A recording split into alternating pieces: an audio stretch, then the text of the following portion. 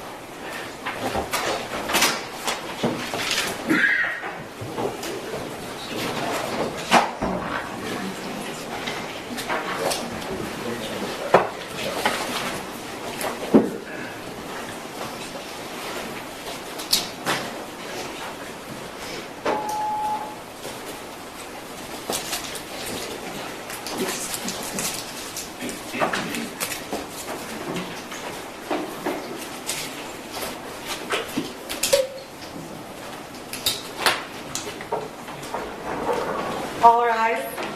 Good morning, you may be seated.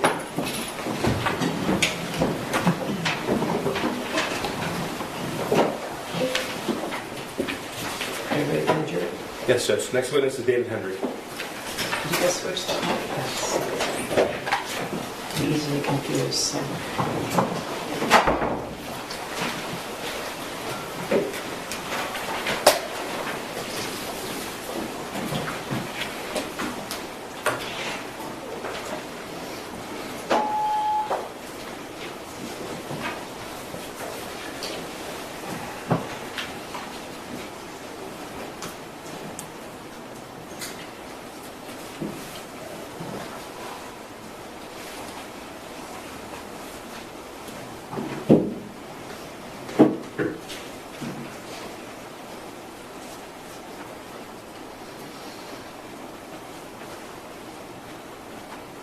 What's that?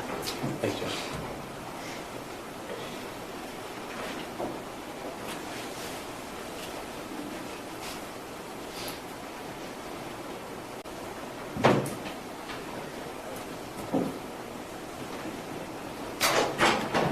All rise for the jury.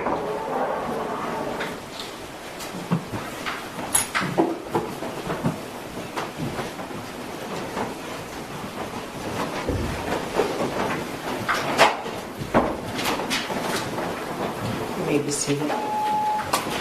Who's next witness, prosecutor? David Hendrick.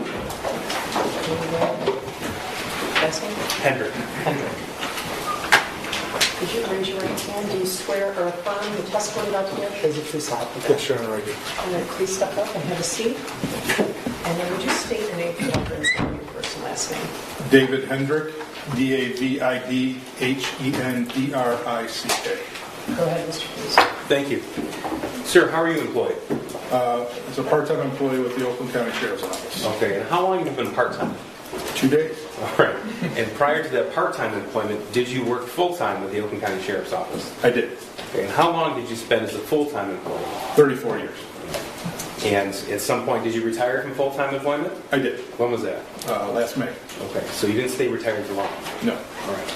In your 34 years working with the Sheriff's Office, could you tell us, please, what sort of assignments you had? My last assignment that I had prior to retiring was the sergeant of the fugitive apprehension team. Prior to that, I worked about 10 and a half years in our special investigations unit. Prior to that, I worked in our auto theft unit. All those were as sergeants. Okay. Prior to getting promoted to sergeant, I worked in our auto theft unit as a deputy and at one of the substations as a substation detective for a few years. Okay, the Special Investigative Unit, that's what Detective Lieutenant Tim Willis heads up right now, is that correct? That is correct. Okay. I want to talk to you specifically about your time with the Fugitive Apprehension Team. First of all, tell us what exactly that is. It's a team consists of a sergeant and 7 detectives who are responsible for locating people with felony warrants or who are wanted for serious crimes that they have been alleged to have committed. Those requests that come in are either from our substations at the Sheriff's Office or other agencies throughout the county that request our assistance. Okay, and forgive me if I've asked this, but how long did you spend with the Fugitive Apprehension Team? About 6.5 years. Okay, and that was as the sergeant? Yes, sir. So you would be the individual leading the team? That's correct. All right. And how many members of the Fugitive Apprehension Team were there? I had 7 plus myself. Okay. Is that the role that you had in November and December of 2021? It is. Is it fair to say that all of the individuals on the Fugitive Apprehension Team work as a group? Yes. All right. Now, I want to direct your attention to the days after the Oxford High School shooting of November the 30th, 2021. First of all, do you remember that day? I do. Okay. Were you working that day and that week? Not that specific day. I was out of town, but the rest of the week, yes. Okay. At some point, were you requested to locate James and Jennifer Crumbley? We were. And tell us how that happened, please. I believe it was December 2nd. Lieutenant Willis asked me to attempt to locate both of them. Okay. And if I told you they were formally charged on Friday, December 3rd, does that sound right? Yes. Okay, so Detective Willis sitting at the table here asked you to locate them? Yes. What information did you have at your disposal when you were given this assignment? They're basic information. They're pictures, full names, height, weight, addresses, vehicles they drove, things of that nature. Okay. Were you made aware that their phones were seized on the evening of November the 30th? Yes. Okay, so tell us, please, what did you and your team do to attempt to locate the defendant? We began looking at and conducting surveillance at their residence. Any family members that we knew of, friends, things of that nature. Checked area hotels, places that we might think they might go. Okay. Did you locate them? You were given this assignment on December the 2nd, you said? Yes. Did you locate them that day? We did not. Were you able to identify where they had stayed from November the 30th until that point in time? We had identified a hotel they had stayed at. I don't specifically remember the name of the hotel, but okay. Any hotel. That's fine. When you received that information, what did you do? We checked with the hotel staff to find out whether there were still guests there, whether they had checked out, and in fact they had checked out. Okay. So after you learned that they had checked out from that hotel, what happened next? We continued to check area hotels, surveillance of any known locations, and eventually we located a vehicle that belonged to them at a hotel in Auburn Hills. Okay. And when you identified this vehicle belonging to either James or Jennifer Crumbley, what happened next? I pulled all of the team to that location and we began constant surveillance on that vehicle to check and see if they would come back for it. Was that on Thursday, December the 2nd or Friday, December the 3rd? That was on Friday, December the 3rd. Okay. And did either the defendant or his wife come back to the vehicle? They did not. Okay. And tell us, please, what's happening at that point in time? At that point, we're still trying to locate them. We're still, again, checking anything, social media, anything we can find to try to locate them. Okay. And were you able to at that point? No, we did not. All right. Tell us what happened next. At some point late in the evening, and I don't remember the exact time, we were made aware that their other vehicle had been located in a parking lot by the Detroit Police Department. Okay, so this is late in the evening on Friday, December the 3rd? Correct. Okay. Did you come to learn that they were formally charged at noon on December the 3rd? Yes. Okay, so earlier that same day? Correct. All right. When you learned that they were charged, what did you do personally? Myself and one of the other detectives went to what we learned was their attorney's office and checked the office parking lot or surrounding parking lots to see if their vehicle might be there. By chance, they would be in the office with the attorney. Upon not finding the vehicle, we went in and made contact with one of their attorneys. Okay. And without telling us what was said in that conversation, did you find either James or Jennifer Crumbley there? Did not. Okay. And at that point in time, they had the same attorneys, is that correct? It's my understanding, yes. Okay. And so would that have been before noon on December the 3rd or after noon, December the 3rd? It was afternoon. Okay, so after they were charged? Yes. All right. And I'm backing us up a little bit in the timeline. It was after that the vehicle belonging to one of the defendants was recovered? Yes, several hours later. Several hours later. Okay, thank you. Later that evening, Friday, December 3rd, what did you learn? That the vehicle was located in the parking lot in the business in Detroit. Okay.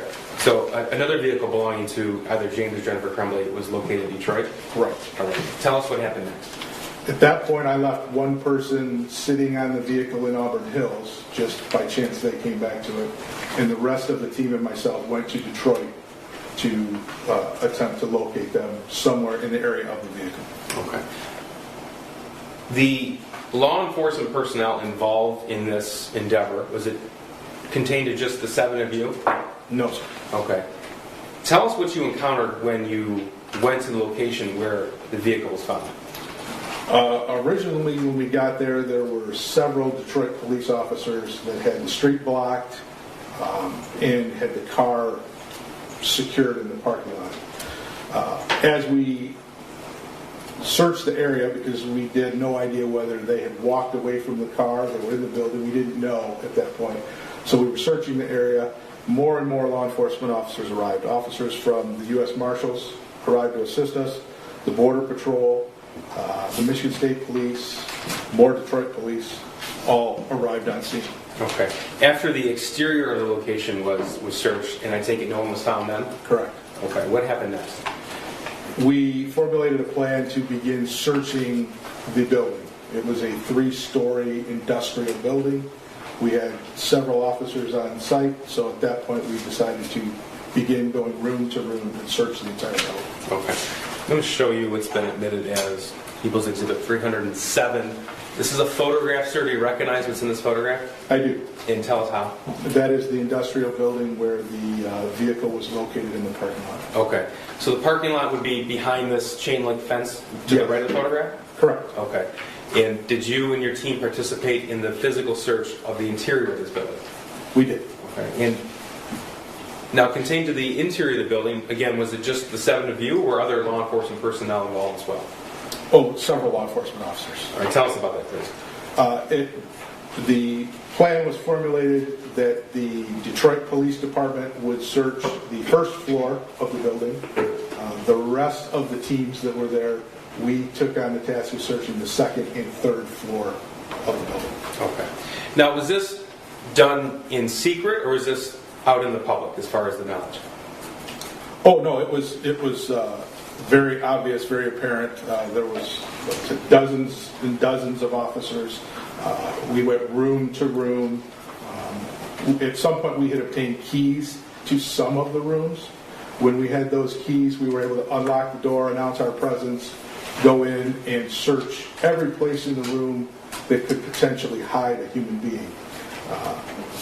Other rooms we did not have keys for, and we were forced to force our way into those rooms. When you say force our way into the rooms, can you describe what that looks like? Yeah, there are several tools that are used to what's called breach or force a door open. There's a long Halligan-type pole like a fireman would use. You jam it into the door frame and pry the door back and get the lock to sometimes pop. If that doesn't work, we have a 35-pound battering ram, and we will batter the door lock mechanism until the door opens. Okay. Is that a quiet endeavor, or is that loud? Well, it's very noisy. Very noisy. So, specific to the 3 floors in what's the building depicted here in 307, which areas did you and your team search? The second and third floor of the building. Okay. And was anybody located in those searches? Not on the second or third floor. Okay. At some point, were you made aware that James and his wife were found on the first floor? Yes. Were you involved in the actual breaching of that room and the arrest? No, that was handled by the Detroit SWAT team, I believe, handled that door. Okay, they had already been assigned to the first floor? Yes, sir. Okay. And tell us what happened after that occurred. As soon as the SWAT team entered that room and searched it and discovered the Crumbleys in that room, they were taken into custody by Detroit, and then they were turned over to my team, who took custody of them and transported them back up here to Oakland town. Okay. Do you recall the approximate time that occurred? Probably 1:30, 1:15, somewhere. It was after 1 o'clock in the morning. In the morning. So we're talking Saturday, December the 4th. Yes, sir. And is James Crumbley in court today? He is. Can you please point and describe something he's wearing today? Gray suit and headphones. Your Honor, would record reflect the identification of the defendant? The record will so reflect. Thank you. Nothing further. Boss? Yes, Your Honor. Thank you. Good morning. Good morning. Your involvement began on December 2nd of 2021. Is that correct? Yes, ma'am. You were out of town on November 30th. Is it safe to say you were aware of the shooting that occurred at Oxford High School on November 30th prior to your involvement? Yes. Now, your involvement was as the sergeant of the Fugitive Apprehension Team. Correct. It's also called FAP. Is that correct? Correct. You testified that unit is responsible for locating people with felony warrants or wanted for serious crimes. Correct. Your unit did not get involved in all felony warrant arrests. Is that fair? I'm not sure I understand what you mean. Sure. All felony warrant arrests in Oakland County your unit did not go and arrest everybody who has a felony warrant. Is that fair? That's fair. Okay. And your unit did not get involved with all crimes that people were arrested for. Is that fair? That's fair.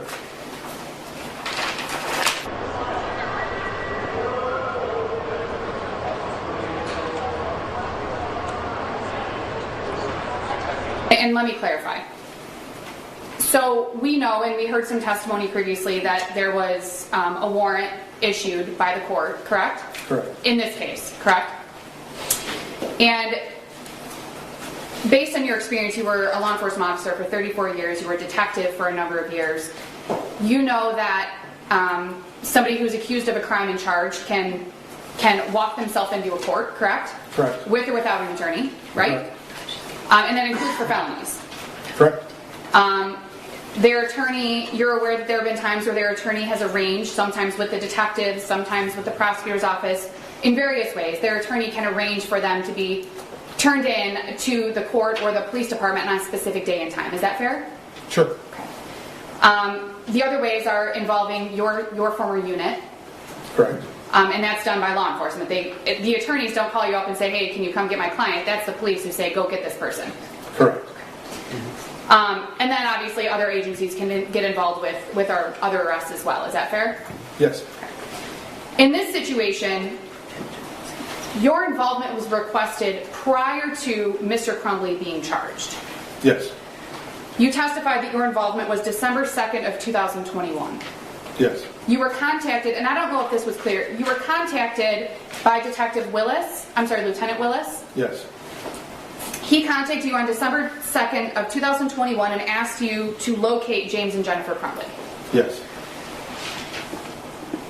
Now, did you learn as part of your involvement or as part of getting that initial information that there were some concerns? Well, let me go back. You're aware that after the Oxford High School shooting that people were scared. Is that fair? I'm talking people in general. Possibly, I would assume. Angry? Sure. Upset? Sure. It was very public what had happened on November 30th of 2021. Yes. The shooter's name became public shortly after the shooting. Yes. If you recall, and you may not know, but if you don't know, please say you don't know, that Mr. and Mrs. Crumbley's residence was made public. That I don't know. Did you learn during your involvement in this case that there were some concerns over the safety of James and Jennifer Crumbley because they were the parents of the Oxford High School shooter? I was never made aware of that. So all you were made aware of was that James and Jennifer Crumbley needed to be located. Yes. And the first place you went was their residence. Yes. They weren't there. Correct.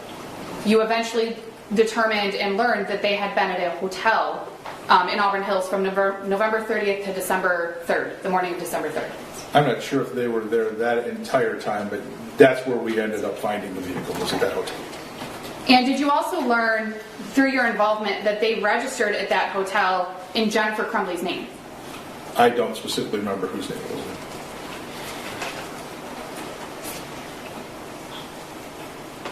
So you began looking for James and Jennifer Crumbley before they were formally charged? Correct.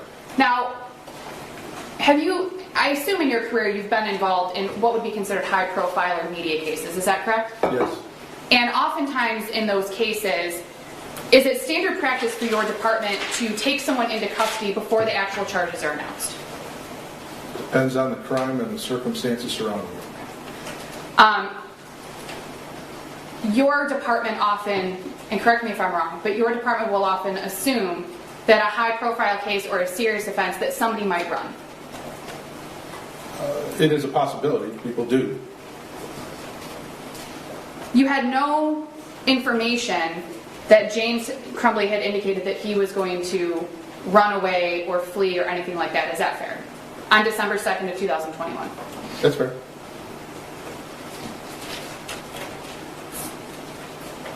You were aware that James and Jennifer Crumbley did not have their phones after November 30th of 2021 because they had been either given to or taken by law enforcement, but law enforcement had them in their possession.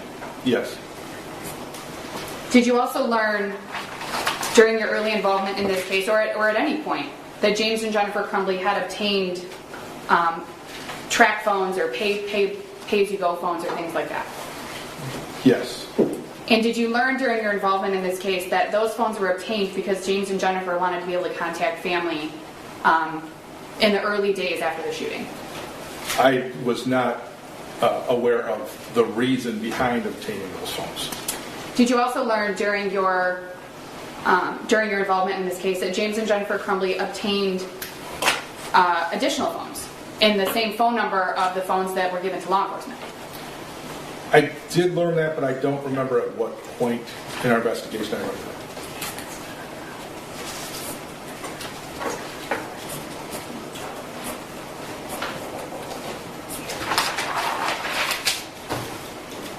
Said that charges were formally announced at approximately noon on December 3rd of 2021. That's my understanding, yes. You do not know whether or not James and Jennifer knew that those charges had been formally announced. Is that fair? That's fair. You said that you went to James and Jennifer's attorney's office and you talked to an attorney. I did. That was not me, correct? It was not. Some hours later, you were notified that that one of their vehicles was located in a business parking lot in Detroit. Correct. It was not a parking garage, is that fair? Yes. It was not underground parking. No. It was not indoor parking. No. It was a gated parking lot. We can see the fence in the photo, correct? Correct. There weren't boxes or branches or anything covering their vehicle. Their vehicle was in the parking lot. Correct.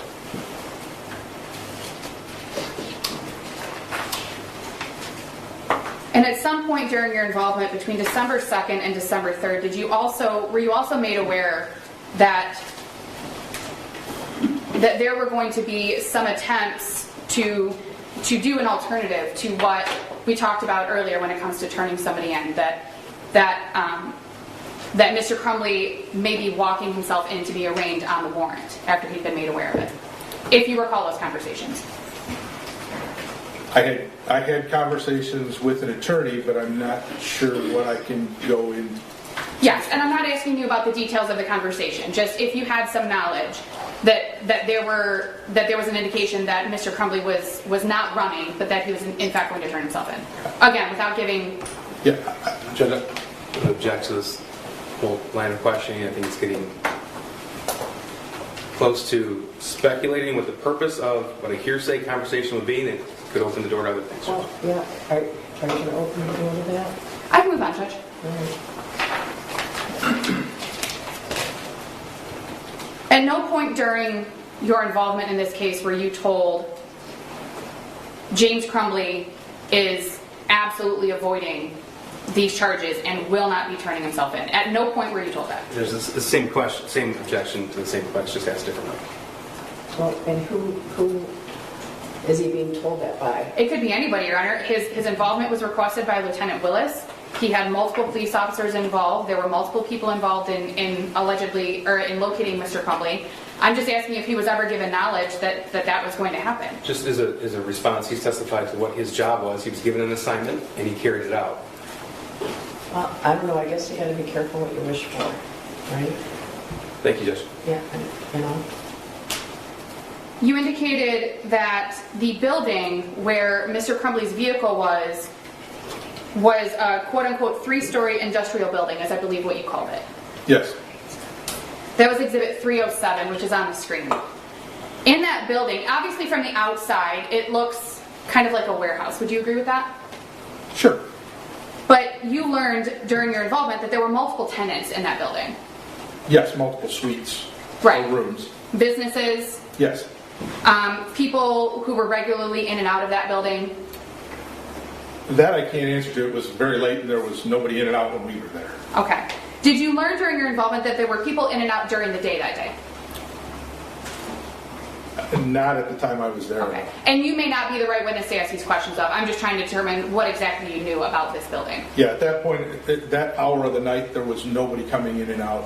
And we wouldn't have allowed anybody to come in or out anyway. And you learned in going into the building that there was an option for interior parking. Did you learn that? I don't recall there being any interior parking like a parking garage, if that's what you mean. Right.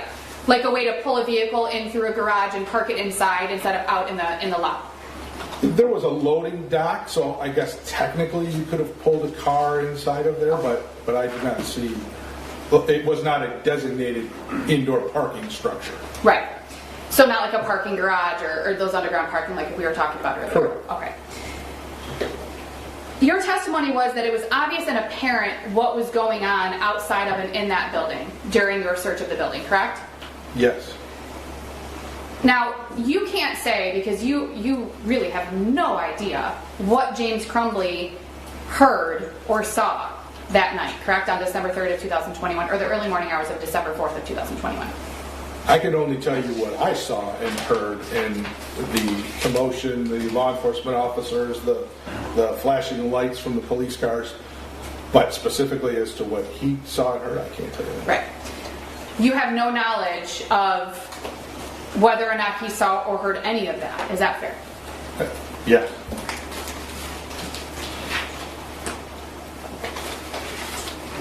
You were not part of the arrest of James Crumbley after entry was made by DPD's SRT unit, correct? Correct. I have no further questions, Your Honor. Adrian? Thank you. Sir, who were you given this assignment by? Lieutenant Wilkes. Okay. And you were asked to locate James Crumbley on December the 2nd, not arrest him on December the 2nd. Is that correct? Correct. And that's not uncommon for an officer in charge to contact the fugitive apprehension team to locate a suspect, is it? No, that's not uncommon at all. Okay. And the goal as a member of the fugitive apprehension team is a peaceful surrender? Yes. Okay. Is that why you reached out to Mr. Crumbley's attorneys? Absolutely. Okay. And there were no arrangements made to you to turn the defendant in on Friday, December the 3rd, were there? No. Nothing further. All right, you can step down in your excuse. Thank you. Thank you. Please, next witness. Luke Curtley, yes.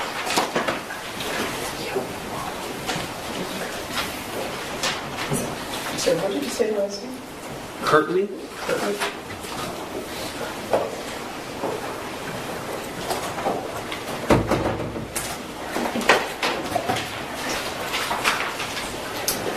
Good morning. Could you raise your right hand? You swear or affirm the testimony you're about to give is the truth, so help you God? Yes. All right, you can be seated, and would you state your name for the record and spell your first and last name? Luke Kirtley, Lukekirtley. Go ahead. Thank you. Good morning. May I call you Luke? Yes. Okay. We're just... One moment, we're having a little technical difficulty. Are we all set? Okay. This one is, oh, there. Okay. Luke, can you tell the jury what you do for a living? Sure. I own a coffee company called Coffee House. We roast and import coffee here in Detroit. And you roast and import, but do you do any... Are you okay? Yeah. Okay. Sorry. Do you do anything else with... You have a store, do you sell coffee from Yeah, so we sell to about 100 different businesses around Metro Detroit, so coffee, tea, products like that. And then we have our own cafe up at Somerset Mall as well. And where's your business, the roasting and importing, where's it located? So the roasting and importing side of things, all the manufacturing is done at 1111 Elview Street in Detroit. In Detroit. And can you tell the jury about what area that is in Detroit? Yes, it's in a neighborhood called Island View, which is like mostly industrial buildings. It's basically situated a block off of where Belle Isle is located. So generally East Detroit is kind of the consideration here. Okay. And I want to draw your attention to November 30th of 2021. Was your business at that location at that time? Yes. And were you residing near or around your business? Yeah, at the time I was living, maybe a mile away, pretty close though. Okay. And let's just take a moment, and can you tell the jury what this building is, how much of the space you occupy, and what it's used for? Sure. So it's an industrial building that was built in around the 1920s. Originally they built like pickup trucks or something inside of there, but now the current owner has it basically for different tenants. So we occupy about 3,000 square feet in the building. I'd say there's probably 5 to 10 different tenants who rotate in and out every now and then. The building itself is basically split up into like 1 to 2,000 square foot units itself. So at any time, I'd say there's on average 10 tenants in that building at any given time. So.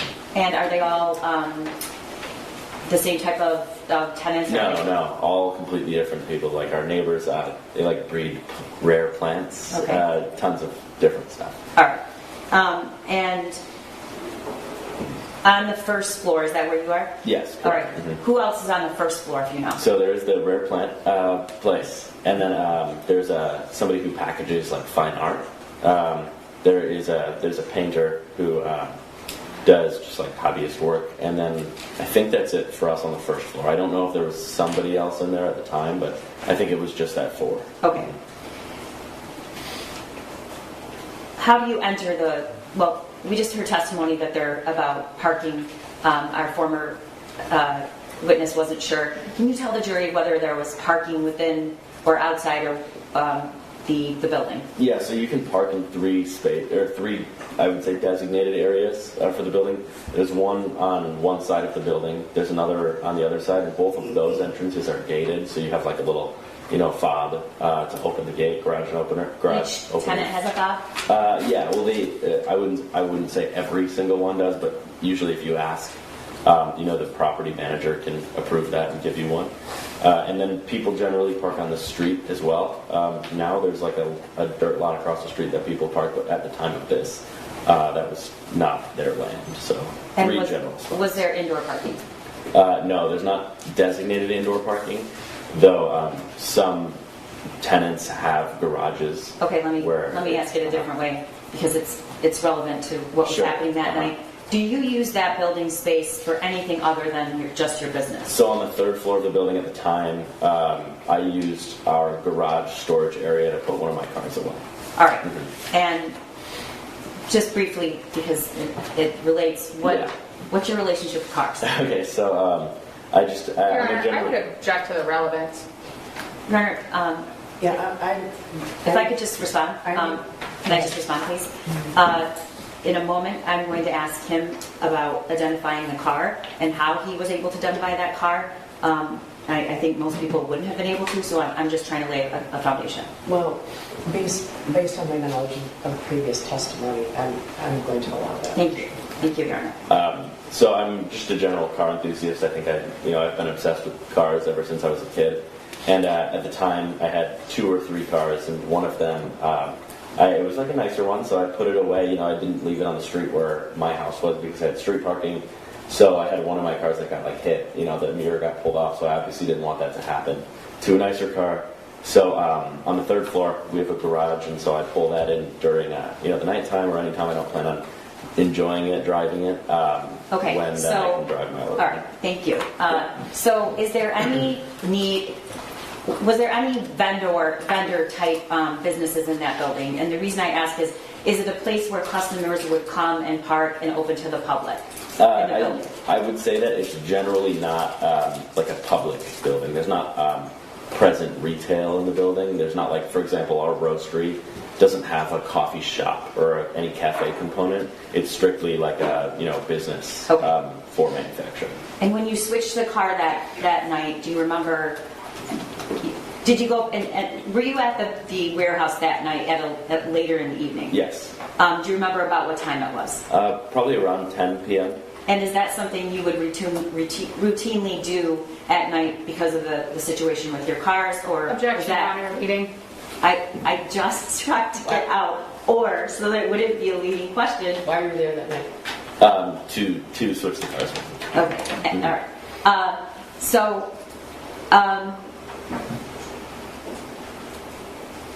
Talk to me, or tell the jury, what, if anything, you knew about the Oxford shooting or the Crumbleys that evening. Yeah, so I was generally aware of, obviously, the news that had happened. I read the news about the shooting, which I think everybody in Michigan really kind of heard what had happened at that point.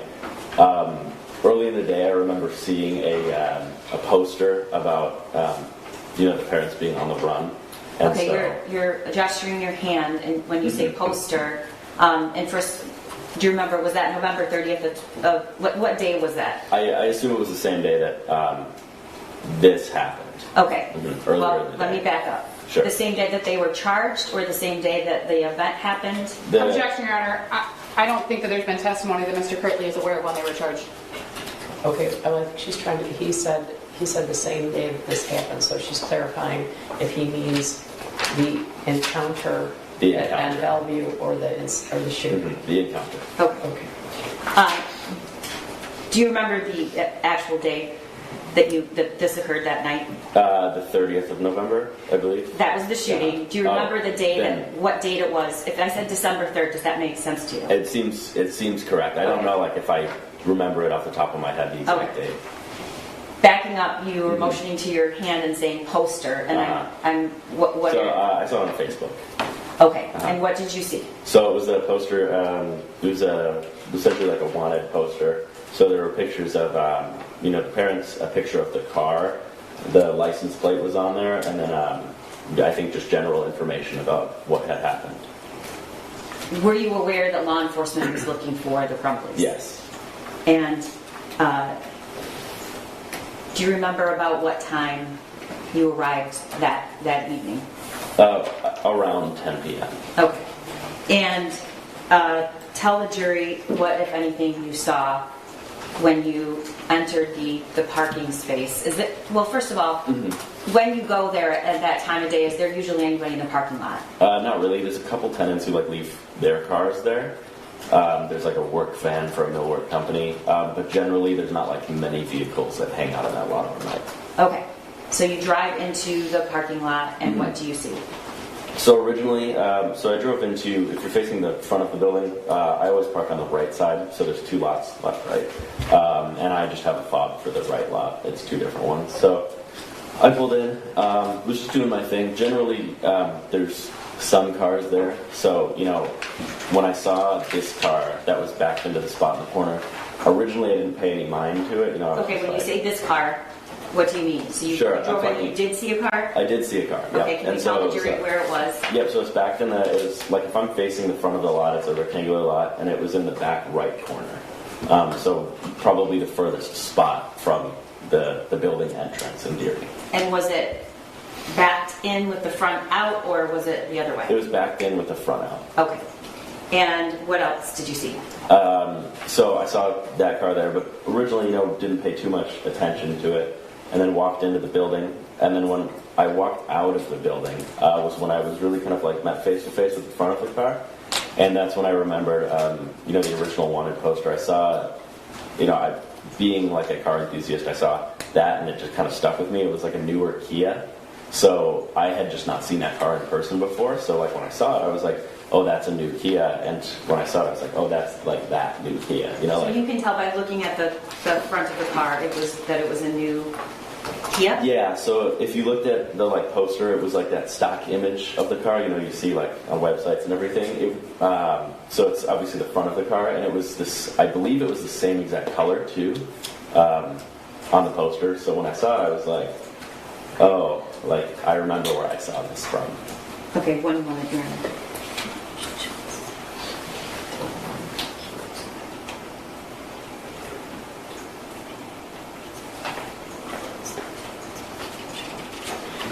All right. So what did you do next when you came out and? Yeah. So when I saw the car, and I was like, okay, I remember seeing that. I pulled up the poster on my phone, and when I was doing that, I was walking to the back of the car to check the plate, because I remember seeing the plate on the actual, poster.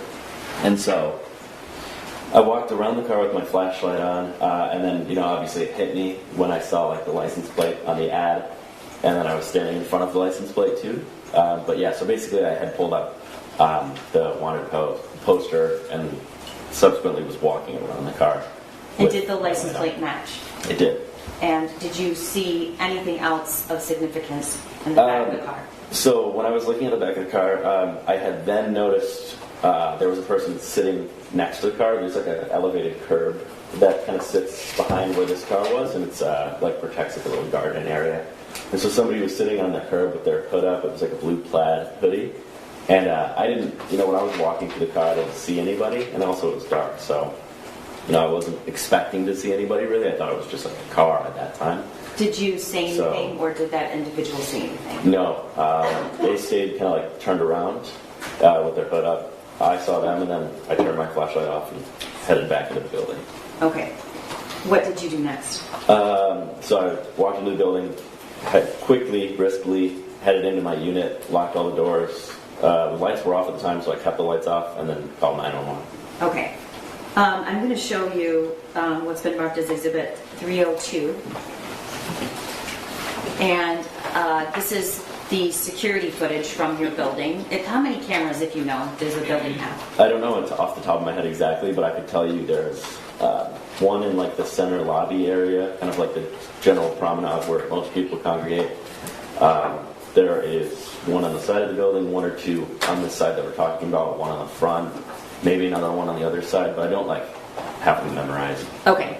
So we're going to start this at 22:56, which the actual time is 10:34 p.m. And what are we looking at here, Luke? So what we're looking at is the parking lot that I parked my car in. And so this is, when I was talking earlier about facing the front of the building and looking backwards, this is the furthest from the front of the building. Okay, stop. But this is attached to the building. Who is that right there? I assume that this is the person that I saw in the blue plaid hoodie.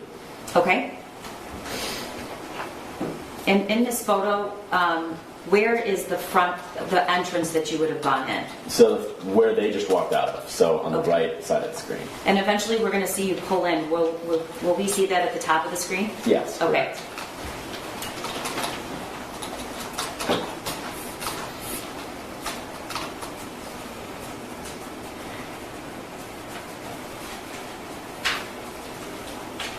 Is that your car? I assume so. I'll know once I see the roof rack on it. But at time checks out. Okay.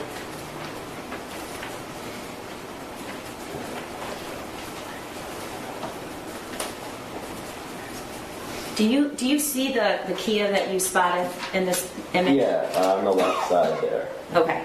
It's kind of hard to see. Okay.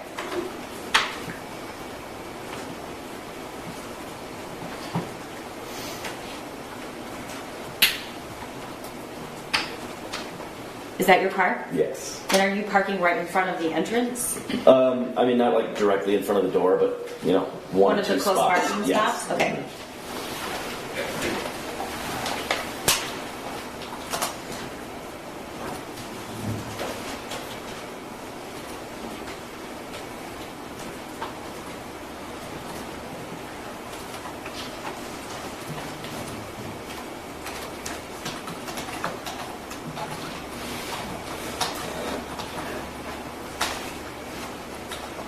All right, we see, is that individual you Yes. at the right of the screen? Mm-hmm.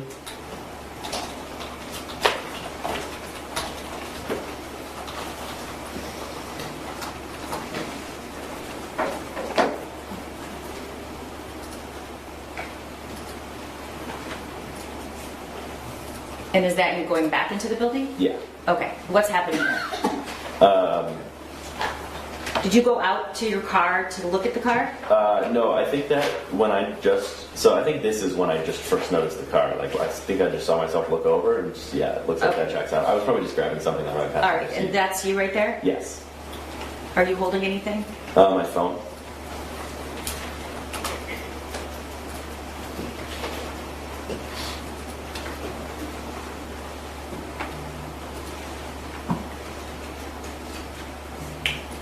And for the record, this is around 23:04, which is actually 10:42 p.m. And are you walking at the same pace or a different pace than you? Maybe a little- relevance. Maybe a little quicker. I'm eliciting just general testimony from a fact witness about what he observed. Okay. Thank you. So why are you walking at a faster pace? Probably there's probably a lot of emotions going on at that specific time. At the time when I first went to the car, I didn't expect to see anybody. So when I did, I was like, okay, I want to get safe inside. Okay, and we're going to play Exhibit 303, which is the 911 call. And were you feeling any emotions during that call? Yeah, definitely, for sure. That's something that I feel like, well, I've personally never experienced before, is like that type of connecting the dots like that. And I hope everybody else doesn't. Okay. It's a lot. All right. Call on Friday, December 3rd, 2021, 10:43 and 14 seconds p.m. District 911, what is the address of the emergency? 1111 Bellevue Street. Repeat the address for verification. 1111 Bellevue Street. What's the blood across street? Lafayette and Bellevue. Tell me exactly what happened. The people the parents of the shooter that are running away, they're here. Sir, I'm not sure what you're referring to. You have to be more specific. Tell me exactly what happened at the location. What's going on now? Okay, so the Oakland shooter, the kid, has the two parents that are on the run right now, and it says, Oakland County said, call if you see anything. And I just went to go park my car and switch it around at my office, and there was a Kia that looked like their car, and I walked around and checked their license plate, and it's their car, and the woman is here, and that's next to the car. She's the one that is where? Sitting next to her car in the parking lot.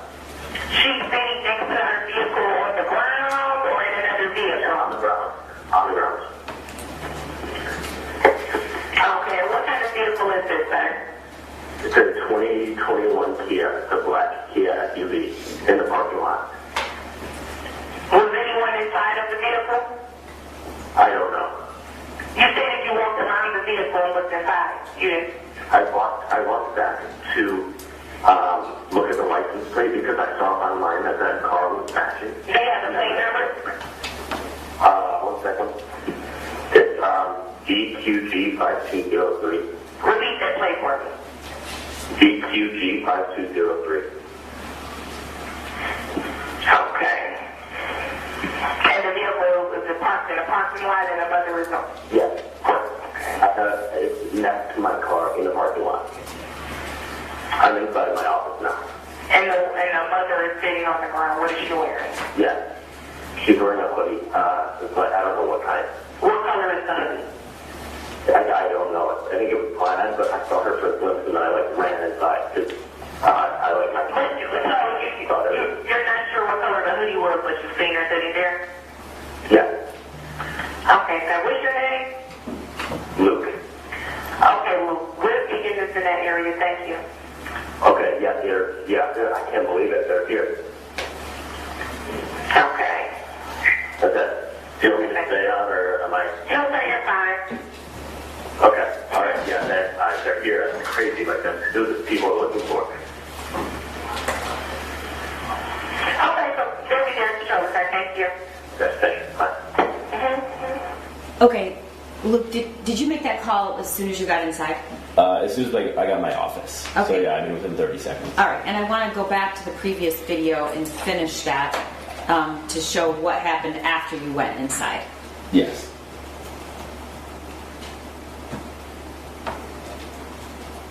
More courtroom coverage in the trial of James Crumbley from the Hidden Killers podcast from True Crime Today is coming up. Press subscribe now so you don't miss a minute.